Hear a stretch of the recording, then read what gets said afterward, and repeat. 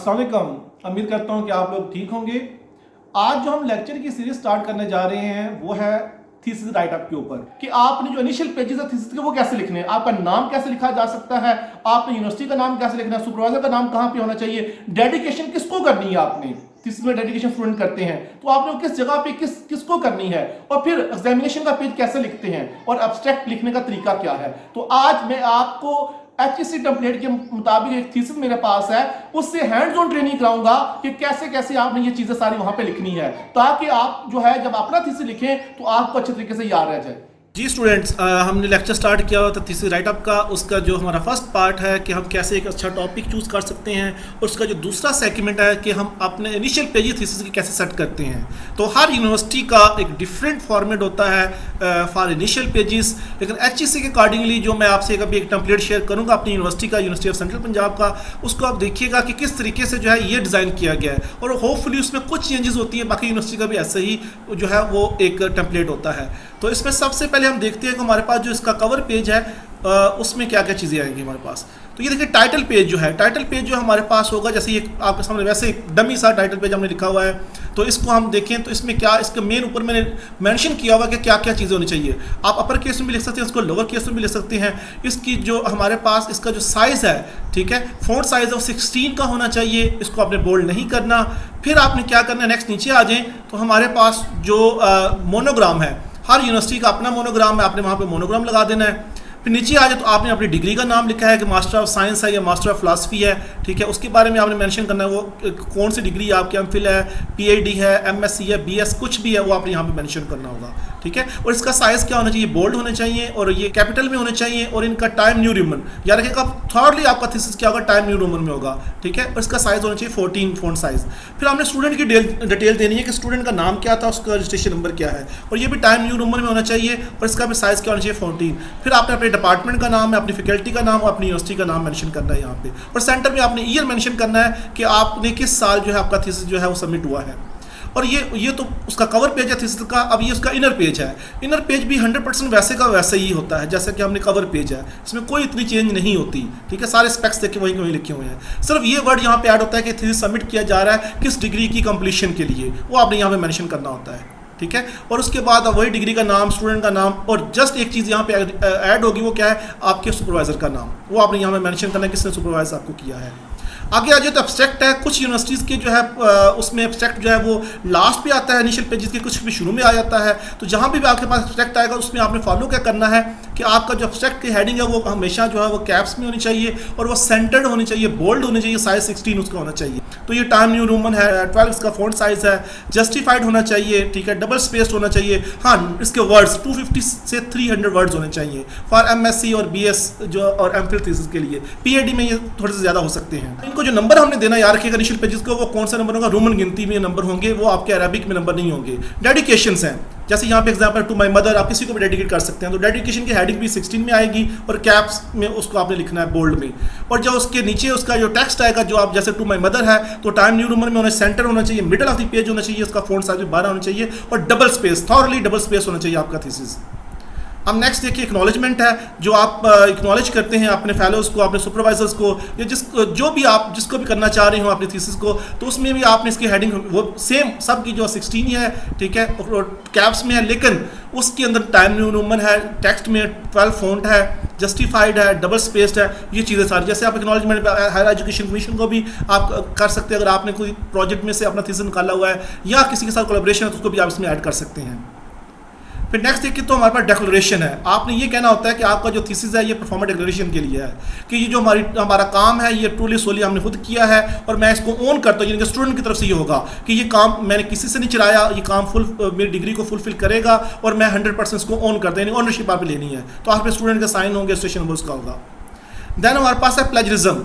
ये सबसे इंपॉर्टेंट है, इसकी डिमांड भी करती है कि आपने प्लेजरिज्म के लिए जो भी एक जो है इसमें सर्टिफिकेट लगाना है कि आपने ये श्योर करना है कि आपका जो प्लेजरिज्म है लेस देन 17% होना चाहिए। याद रखिएगा कि यानी कि कॉपी पेस्ट का जो भी मटेरियल है वो 17% से ऊपर नहीं होना चाहिए, और आखिर पे आपके साइन होंगे उस पर भी। देन आपने सर्च कंप्लीशन, आप यानी कि आपके सुपरवाइजर की तरफ से ये होगा कि आपकी फलां फलां आप स्टूडेंट हैं और आपकी ये डिग्री का टाइटल था और ये थीसिस का टाइटल है और आपकी रजिस्ट्रेशन नंबर ये है, वो आपको सारी डिटेल लिख के आपने साइन यहाँ पे करेगा। अगर को सुपरवाइजर है तो उसके भी साइन साथ होंगे। देन हमारे पास है सर्टिफिकेट ऑफ एग्जामिनर्स, कि जिसने आपका वाइवा लिया है, जिन्होंने आपके थीसिस को जो है वो एनालाइज किया है, ठीक है, रिव्यू किया है। अगर जब वाइवा लेंगे तो उसके बाद अगर उसको कह देते हैं कि ये डिग्री वार्डिंग है थीसिस, तो यहाँ पे अपने साइन और अपना नाम लिखेंगे और आप पे आपका एचओडी या डीन जी। इन तमाम सर्टिफिकेट्स के बाद जो है नेक्स्ट हमारे पास क्या है, टेबल ऑफ कंटेंट्स है। ये आप याद रखिएगा, ये आपने बड़े अच्छे तरीके से बनाने हैं। यही चेहरा मोहरा होता है किसी भी थीसिस का, कि उसके अंदर जो भी कंटेंट्स आपने लिखे हैं, जो भी हेडिंग है, सब हेडिंग्स हैं, उनको आपने प्रॉपर नंबरिंग, उनका प्रॉपर जो हेडिंग का नाम वो यहाँ पे मेंशन करना होगा। तो शुरू में जो है आपने जितने भी हमारे पास हेडिंग्स होंगी चैप्टर्स की, वो सारी कैप्स में होती है, जैसे आपको यहाँ पे नजर आ रहा है। तो जो हमारे इनिशियल पेजेस होंगे, जो एब्स्ट्रैक्ट से लेकर जो हमारे पास है लिस्ट ऑफ एब्रीविएशन आगे आएगा, वो सारे सारे होंगे जो उसको हमने रोमन गिनती में लिखना है, जैसे यहाँ पे लिखा हुआ है रोमन गिनती में, ठीक है। इसके बाद जो भी आपके पास नंबरिंग आएगी वो अरेबिक होगी, 1 2 3 जिसे हम बोलते हैं, तो उसमें आपने सारा मेंशन करना है। चैप्टर के नेम है, उनकी हेडिंग है, फिर उनकी सब हेडिंग है। हेडिंग है 1 पे है तो 1.1 पे जो है सब हेडिंग है। अगर उसके बाद कोई हेडिंग उसको सब हेडिंग है वो भी आपने उसके अंदर मेंशन करनी होगी, इस तरीके से रेफरेंसेस तक। फिर आपने लिस्ट ऑफ फिगर्स कैसे देनी है। लिस्ट ऑफ फिगर याद रखिएगा, जो चैप्टर होगा उसके अंदर उसकी फिगर को हम मेंशन करेंगे। जैसे आपकी अगर फिगर चैप्टर नंबर 2 से आ रही है, यानी कि आप रिव्यू लिटरेचर से कोई फिगर देना चाह रहे हैं, तो आप उसको लिखना है फिगर 2.1। अगर चैप्टर नंबर 3 मटेरियल मेथड से है तो आप लिखेंगे फिगर में फिगर 3.1। अगर रिजल्ट से है तो फिगर 4.1। तो जो चैप्टर का नाम होगा वो होगा, फिर फिगर का जो कैप्शन होगा, फिर आगे जिस पेज के ऊपर वो फिगर आपने प्लेस की हुई है उसका वहाँ उसका नंबर होगा। सेम इस तरीके से अगर लिस्ट ऑफ टेबल्स है तो उसमें भी सेम नंबर होंगे कि आपने जो है वो चैप्टर का नाम देना होगा, फिर आगे जो फिगर 1 2 3 4 चेंज होती रहेंगी। और इसी तरीके से हमारे पास लिस्ट ऑफ ग्राफ्स हैं, एंड देन हमारे पास जो लिस्ट ऑफ एब्रीविएशन है, जो सबसे लास्ट पे आता है इनिशियल पेजेस के। अगर आपने कोई एब्रीविएशन यूज़ किए हैं तो आप उसको भी इसमें मेंशन कर सकते हैं। तो ये स्टूडेंट जो मैंने आपको सिंपल लेआउट बताई है। अब एक थीसिस में जो टेम्पलेट जो मैंने आपसे डिस्कस करनी है, अभी हम डिस्कस किया टॉपिक सिलेक्शन में भी, उसको ओवरव्यू करा देता हूँ। ये देखिए वो टॉपिक है जो हमने सेलेक्ट किया, यूनिवर्सिटी का मोनोग्राम है, स्टूडेंट का नाम और रजिस्ट्रेशन नंबर है, फिर आगे उसके डिपार्टमेंट और फैकल्टी का नाम है। फिर डिटेल में सेकंड पेज में हम आए तो स्टूडेंट का नेम, यानी कि वो कवर पेज सेम का सेम वही है। इस सेकंड पेज पे आए तो हमारे पास सिर्फ एक चीज़ ऐड होगी, सुपरवाइजर का नाम ऐड होगा, बाकी सब का सब वैसे का वैसे ही है। अब्स्ट्रैक्ट जो है वो मैंने आपको बताया था लास्ट में लिखना है, लेकिन जो अब्स्ट्रैक्ट लिखना है आपने, वो अब्स्ट्रैक्ट जो है आपका प्रिसाइज फॉर्म में होना चाहिए। वो मैं लास्ट पे जब आप ये लेक्चर्स की सीरीज खत्म होगी उसमें मैंने कंक्लूजन के साथ अब्स्ट्रैक्ट कैसा होना चाहिए, तो 1 पेज पे होना चाहिए। अगर हम फिल कर तो डेडिकेशंस है तो आप अपने अम्मी अब्बू को या वालिदैन को या सुपरवाइजर किसी को डेडिकेट कर सकते हैं, अपने रिसर्च ग्रुप को कर सकते हैं। फिर एक्नॉलेजमेंट की बात की तो उसमें आप जो है ऑलरेडी अल्लाह है, फिर अल्लाह ताला के बाद जो है आप हज़रत मुहम्मद सल्लल्लाहु अलैहि वसल्लम को एक्नॉलेज कर सकते हैं, या फिर उसके बाद अपने वालिदैन को, अपने डीन को, अपने सुपरवाइज़र को, अपने कोलीग्स को, अपने मेट्स को जो आपके साथ काम करते हैं रिसर्च ग्रुप, उनको आप मेंशन कर सकते हैं।